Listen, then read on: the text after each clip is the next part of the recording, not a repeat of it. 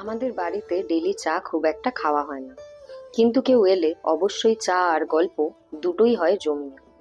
চলুন আজ আপনাদের দেখাই বাড়িতে গেস্ট এলে চা আমরা কিভাবে বানাই। এখানে 2 কাপ চা করার জন্য আমরা 2 কাপ জল নিয়ে নিলাম আগে। তারপর জলটা কিছুটা গরম হতে দেব। এবার জলটা কিছুটা গরম হয়ে গেলে কিছুটা জল আমরা একটা কাপে তুলে নিয়ে মিল্ক পাউডার গুলে নেব। ভালো করে গুলে নেব যাতে কোনো লাম্প না থাকে। এবার বাকি জলে দেব এলাচ, লবঙ্গ ও কিছুটা দারচিনি,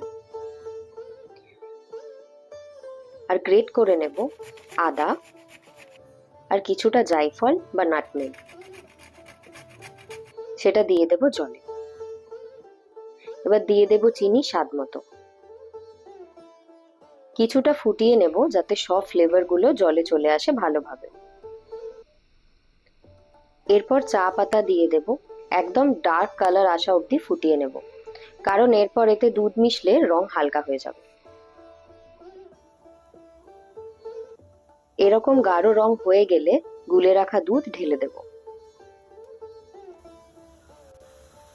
এবার একটু ফোটালেই চা রেডি। এবার ছেঁকে কাপে ঢেলে নেব।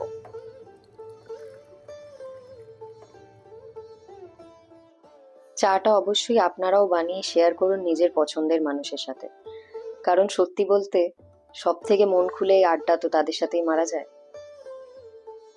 ভিডিওটি ভালো লেগে থাকলে অবশ্যই লাইক করবেন এবং বানিয়ে জানাবেন কমেন্টে কেমন লাগলো, এবং সাবস্ক্রাইব করুন ভবিষ্যতে এরকম ভিডিও আরো দেখার জন্য।